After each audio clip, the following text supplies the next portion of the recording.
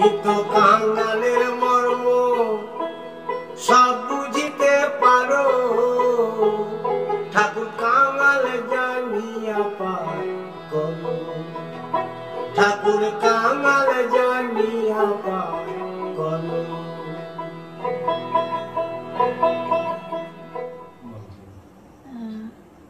অনেকেই মানে আমাদের সম্পর্কে একটু জানতে চেয়েছে আর কি, যেহেতু আমরা গান দিই, মধুর মেলোডি আমাদের পারিবারিক চ্যানেল আর কি।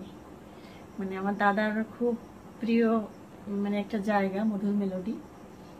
আর আমার তো মানে কি বলবো, আমার সাধনা মানে সুর মানে বাবাকে মনে করি, আর বাবাই তো সেই আমার ঈশ্বর।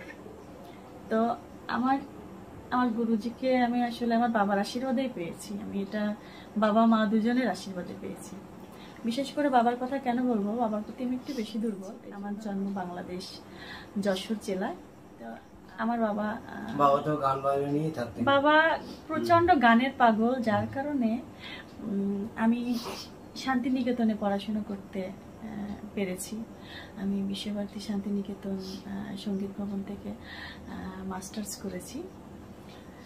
তো হিন্দুস্তানি ক্লাসিক্যাল মিউজিকে মাস্টার্স করেছি, কিন্তু বাবা ক্লাসিক্যাল মিউজিক, তারপর রবীন্দ্রসঙ্গীত, নজরুলগীতি, লোকগীতি মানে সব গান পছন্দ করতো, প্লাস বাবা গাইতো এবং সুরে গাইতো। প্রফেসর ছিল।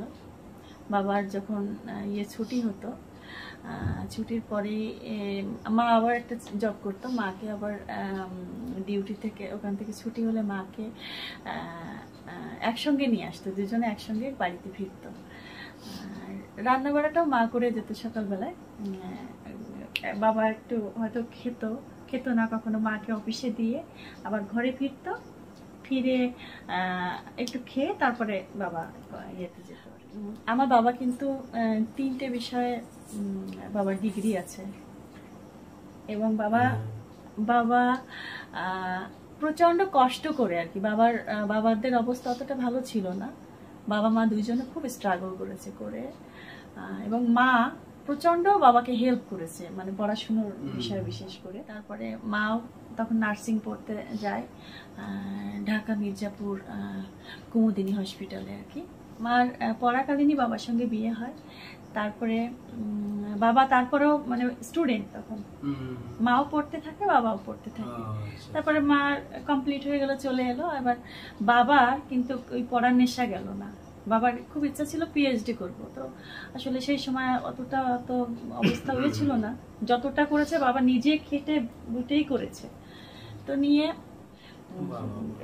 3টেতে মানে বাবার ডিগ্রি নেওয়া আর কি। তো বাবা এত সহজ সরল জীবনযাপন করতো দাদা, মানে আমি কোনোদিন বাবাকে একটা হাতে ঘড়ি বাঁধতে পর্যন্ত দেখিনি। তো সেই বাবার সন্তান আমি।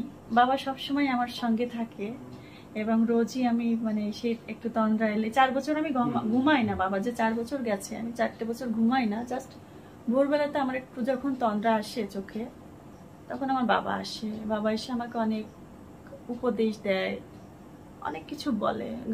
গানগুলো নিয়ে আমি যখন বিশেষ করে আমার গুরুজি বাসুদাকে যদি উনি দেখতেন, আমার বাবা যদি দেখতো, ভীষণ খুশি হতো। প্লাস দোতারা প্রচন্ড পছন্দ করতো। বাবার যে কোনো মানে মাটির যন্ত্র মানে অ্যাকোস্টিক ইনস্ট্রুমেন্ট বাবা প্রচন্ড পছন্দ করতো। কিন্তু দোতারাটার যে মর্যাদাটা সেটা আমি বুঝতাম না, যেটা আমার বাবা বুঝতো। এবং বাবা যখন সঙ্গত করতো ঘরে, বাবা দোতারা, তবলা, আবার কখনো বেহালা, তারপর বাঁশি, এইগুলা সবাইকে এনে বাবা সঙ্গত করতো। এইসব ঘটনা শুনে আমার মনে হচ্ছে যদি একবার দেখা হতো। আপনি তো সব সময় বলেন, তাহলে মানে আপনার বলবো আমার ভালো বন্ধু হয়ে যেত। বন্ধু মানে শান্তিনিকেতনে আসলে হয়তো বা আমার ঘরে ওখানে থাকতো না, আপনার মানে সেই আশ্রমেই থাকতো আপনার কাছে। শুধু আপনার গান এই দোতারা মানে খারাপ লাগছে আমার, মানে খারাপ লাগছে। আপনার থেকেও 2 বছর ছোট হবে আমার বাবা, মাত্র 58 বছরে বাবা। একটা মানুষ এত গুণের 4 বছর হলো। হ্যাঁ, মাত্র 58 বছর বয়সে বাবা এটা মানে বাবার সঙ্গে তুমি গান করতে, গান করে বাবার সঙ্গে গান করতাম। বাবার খুব ইচ্ছা হতো যে আমাকে প্রোগ্রামে নিয়ে যাবে, কিন্তু আমি না কখনো প্রোগ্রামে যেতে চাইতাম না। বলতাম কি বাবা আমি আরেকটু তৈরি হই, আমি আরেকটু তৈরি হই। তৈরি হতে হতে বাবা আমার পরাণ পাখি, কি বলবো। সত্যি তাই। তো যাই হোক, মানে আমার বাবা তোমার সঙ্গেই আছে, এটা আমি মনে করি। বাবা আসে, এসে আমাকে অনেক কিছু বলে। যেমন আমি সেদিন বললাম বাবা তোমার তো হাজার হাজার গান লেখা আছে, আমি কিছু গাই। আমি তো 3 বছর বাড়িতে যাওয়া হয়নি, তো বাড়িতে গিয়ে আমি বাকি গানগুলো সব নিয়ে আসবো, যেগুলো আছে সেগুলো তো গাচ্ছি, আপনার সঙ্গে তো চর্চা করছি, আপনার থেকে তালিম নিচ্ছি। তো ভাবছি বাড়ি যখন যাব আমি বাবার যত লেখা, হ্যাঁ বাবা একজন গোল্ড মেডেলিস্ট, আবার বাবা বাংলাদেশ থেকে সেবার 3 জনকে মতুয়া রত্ন দেওয়া হয়েছিল, বাবা মতুয়া রত্ন একজন। আবার বাবার দেখেন কি হয়, বাবা কিন্তু কোনোদিন মানে আমার বাবা প্রফেসর অশোক কুমার বিশ্বাস, তো বাবা কোনোদিন কোনো পদের আশা করতো না, যেটা আর কি আমার বাবা এটার প্রচার করতো না। হ্যাঁ, হরিচাঁদ গোলচাঁদ তালুকদার। তো বাবা শুধু চাইতো সেই ভক্তিটা, মানুষের একটু ভালোবাসার কাঙাল ছিল। যে মানুষটা বাবাকে বারবার অপমান অপদস্থ করত, সে কোনো বিপদে পড়লে বাবা লাঠি খেয়েও তার কাছে সে ছুটে যাবে, এবং বারবার মানুষের কাছ থেকে আঘাত পেয়েও তার কাছে গেছে তাকে সাহায্য করতে, তাকে মানে কোথায় গেলে তার একটু ভালো হবে, কোথায় গেলে একটু ট্রিটমেন্ট হবে। ইন্ডিয়াতেও কতজনকে যোগাযোগ করে দেওয়া যায়। আর আমার মা হচ্ছে রেখা রানী বিশ্বাস, আমার 2 ছোট ভাই, ও ছোট অন্ত বিশ্বাস, আর একটা ভাই আছে ও মাইক্রোবায়োলজিতে মাস্টার্স কমপ্লিট হয়ে গেছে, ও বাংলাদেশে আছে। এখন তো করোনার সময়, এই জন্য জব টবেরও তো বুঝতে পারছেন সবারই খারাপ অবস্থা। তো যাই হোক, যেটা বলছিলাম যে আমার বাবা প্রচন্ড গান পাগল মানুষ ছিল, এবং এই শান্তিনিকেতনের গল্প কিন্তু বাবার মুখেই শোনা ছোটবেলা থেকে। সেই শান্তিনিকেতনের গল্প এমন ভাবে করতো, মানে আমার একটা লোভ জেগে গেল যে সেই বড় বড় গাছতলাতে ক্লাস হয়, রবীন্দ্রনাথ ঠাকুর ওখানে হাঁটা চলা করতো। সেই ছোটবেলা থেকেই, সেই মানে প্রাইমারি থেকেই মনের মধ্যে একটা স্বপ্ন হতো। তারপরে যখন আমি হাই স্কুলে গেলাম, তখন আমি ওই রেডিওতে আমাদের বাংলাদেশে যারা এখানে শান্তিনিকেতনে পড়াশোনা করেছেন ইনাদের সাক্ষাৎকার আমি শুনতাম, শুনে আমার এত ভালো লাগতো। তো সেই মানে আশা নিয়ে মানে এখানে আমি বাবাকে বলেও দিলাম যে বাবা আমি শান্তিনিকেতনে যদি আমি ভর্তি হতে পারি, পড়বো এখানে হিন্দুস্তানি ক্লাসিক্যাল মিউজিকে সাবজেক্ট, আর যদি আমি মানে ভর্তি না হতে পারি আমি আর পড়াশোনা করবো না। বাবাও খুব বিপদে পড়ে গেল, আর বাবা হেন কোনো জায়গায় নাই, কাগজপত্র সবকিছু বাবা, মানে সবকিছু দৌড়াদৌড়ি পাস। বাবা তো মানে কামনা পূরণ হয়েছে যে তোমাকে শান্তিনিকেতনে ভর্তি, কামনা পূরণ, বাবা যদি সামনে বাবার আশা পূরণ হয়েছে আর কি, আর তোমারও আশা পূরণ হয়েছে যে শান্তিনিকেতনে পড়বো, পূরণ হয়েছে। মানে এখন মানে অনেক শান্তি, কিন্তু তার মধ্যে একটা চাপা কষ্ট যে আবার শান্তিনিকেতনেই তোমার বিয়ে হলো, শান্তিনিকেতনেই তোমার সংসার হলো, এই সব বাবার লীলা খেলা, যে একটা বড় পাওয়া। বাবা দেখেন শান্তিনিকেতনে আমার আজকে আমি ঢাকাতে একটা ভালো জব নিয়ে থাকতে পারতাম, সরকারি চাকরি নিয়ে থাকতে পারতাম, কিন্তু আমি কোনো কিছু লোভ করলাম না যে না, আমি আমার বাবারও ইচ্ছা ছিল আমি শান্তিনিকেতনে থাকি, মায়েরও ইচ্ছা। হ্যাঁ, আর আমার মা এত লক্ষ্মী, মানে কি বলবো, একধারে সংসার করেছে। হ্যাঁ, আমাদের রান্না বাড়া, আমরা তো কোনোদিন রান্না বাড়া করিনি, কিন্তু আমার রান্নার হোস্টেল থেকেই মানে তোমার রান্না তো খাচ্ছি, আমি সব ধরনের রান্না জানি, কি বাঙালি রান্না হোক আর বাইরের দেশের রান্না হোক, মানে এটা ইউটিউব দেখে না, আমি নিজে নিজেই আর কি এক্সপেরিমেন্ট করে করি। আর আমার মা প্রচন্ড ভালো রান্না করে, বাঙালি রান্না, যশোরের রান্না, বিশেষ করে চই ঝাল দিয়ে যে রান্নাটা হয় আর কি আমাদের, ওটা খুব সুন্দর করে। তো একটা কথা থেকে আরেকটা কথা আসলে এসে যায়, বেরিয়ে যায়, এই কথা শেষ হবে না, না শেষ হবে না। বাবা তোমার সঙ্গে আছে, কিন্তু সবকিছুর উপরে বাবা। তো একটা সুন্দর গান শুনি তোমার কাছে, শুধু দোতারা দেই গাইবো।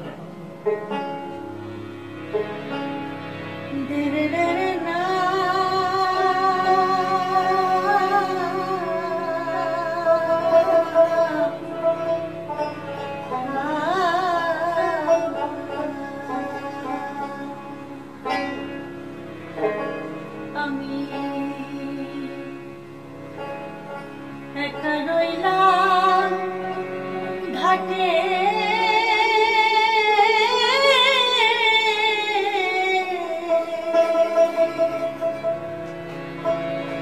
ভানুষে বসিল পাটে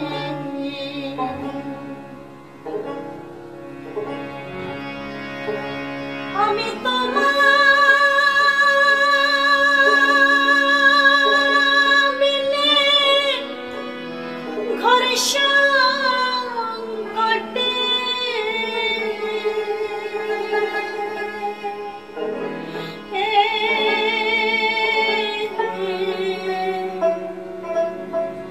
না দেখি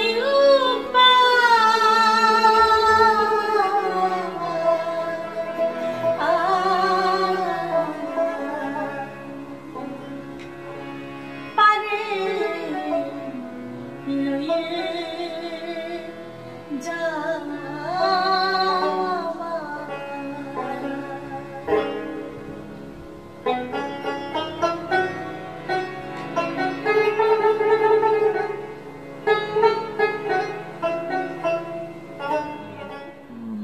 যেটা মানে অনেকেই মানে অনেকদিন থেকে আর কি বলছে তো যে আমাদের আর কি আমার সম্পর্কে একটু জানতে চাই আর কি। তো এবার নিয়ে আমার পরিচয় বলতে আমার হাজবেন্ড মধু শিরোজিৎ, এটা একটা পরিচয়। তার আগে একটা বড় পরিচয় ওটা থাকবে সারা জীবন।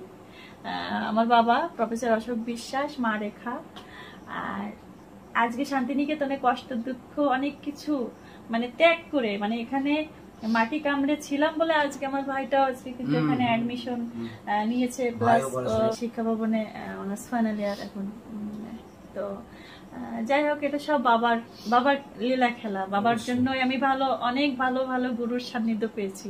মাতা পিতারই কৃপা, বাবা চেয়েছিলেন মনে মনে, সেটা পূরণ হয়েছে। সেই আর বাবা এত গান পাগল মানুষ যে মানে সে বেশি খুশি থাকতো আমার জন্য কেন যে বাবা কোনোদিন আমাকে বলে দিতে হতো না যে তুমি রেওয়াজে বসো।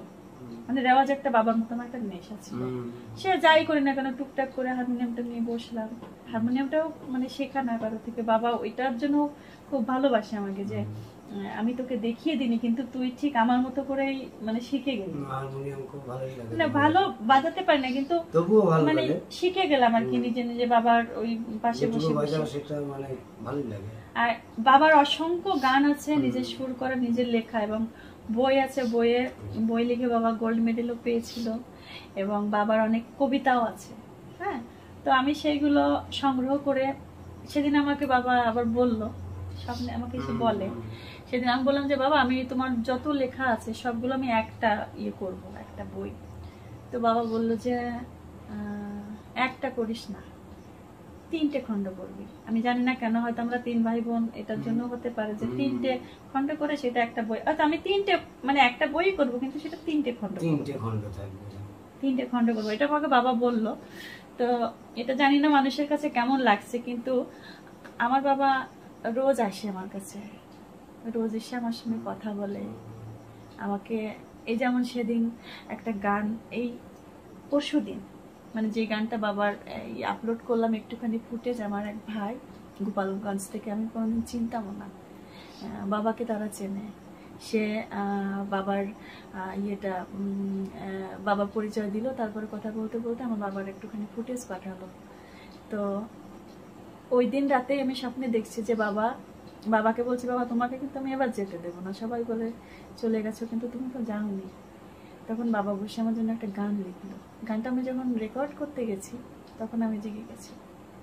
তো সেই দিনই বাপি থেকে গোপালগঞ্জ থেকে আমাকে বাবার ওই গানটা, ওই কয়েক সেকেন্ডের ফুটেজটা আমাকে পাঠিয়েছে, আপনাদের দেখাবো।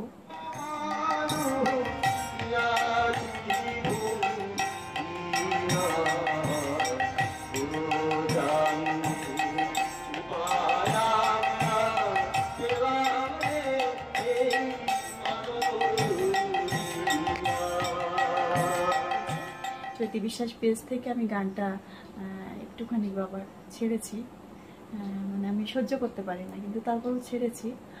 আর বাবার আশীর্বাদে আমি এমন গুরুর সান্নিধ্য পেয়েছি। আমি শান্তিনিকেতনে আসার আগে আমার আরও একজন গুরু ছিল, উনি হচ্ছেন অর্ধেন্দ্র ব্যানার্জি, যশোরের খুব নাম করা এবং খুব ভালো মনের মানুষ। আমি স্যারকে অনেকদিন দেখি না, তবু আমি দূর থেকে ওনাকে আমি প্রণাম জানাই। আর এখানে শান্তিনিকেতনে এসে আমি মোহন সিং খাঙ্গুরা জিকে পেয়েছি, বিক্রম সিং খাঙ্গুরা জিকে পেয়েছি, কাবেরী দিকে পেয়েছি, তারপরে মলয়দাকে পেয়েছি, মৌসুমী দিকে পেয়েছি, ইন্দ্রাণী দিকে পেয়েছি। আমার অনেক গুরুজি পেয়েছি। তার মধ্যে আমার এই যে আমার ঘরের মধ্যে বুঝতেই পারছেন যে সত্যি আমার এত বড় কপাল যে আমি অনেক বড় বড় মানুষের সান্নিধ্য পেয়েছি। আমি মানুষটা খুবই ক্ষুদ্র, কিন্তু এটা আমার বাবার লীলা খেলা। এটা আমার বাবার জন্যই আমি এই যে এখনো বসে আছি আমার গুরুর পাশে, আমার ভাইকে নিয়ে, ছোট ভাইকে নিয়ে। আপনারা সবাই আশীর্বাদ করবেন আমাদের জন্য, যেন এই চলার পথটা যেন এইরকমই থাকে।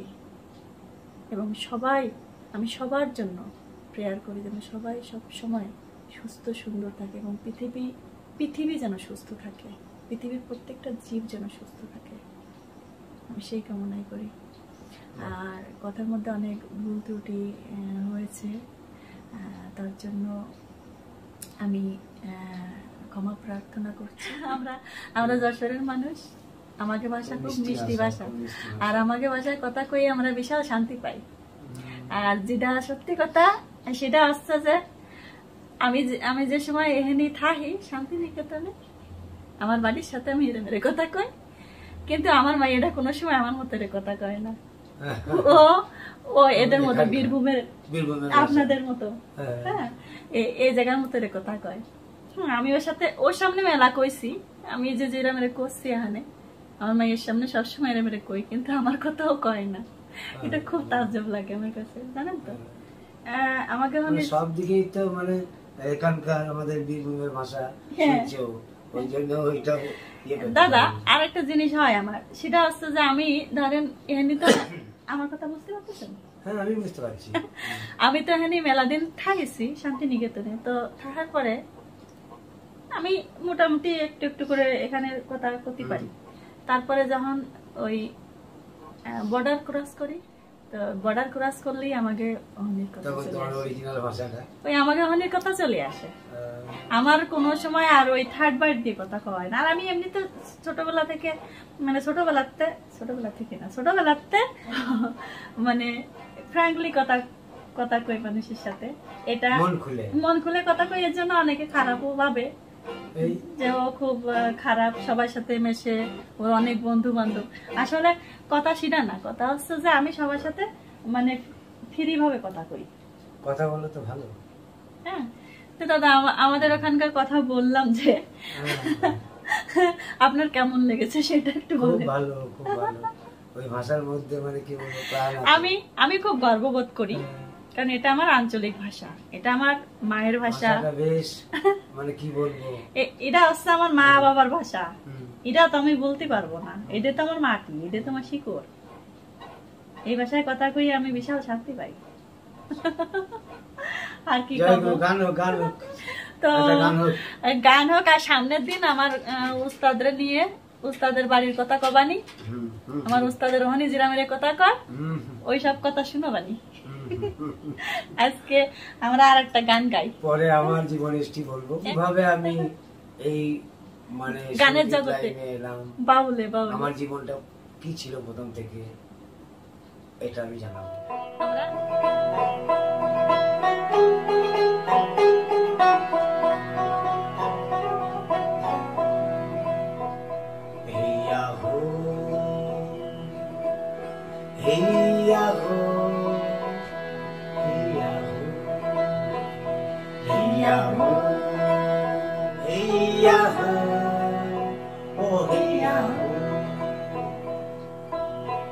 যদি এসে থাকো নিয়ে নামে তোরি আমার পার করে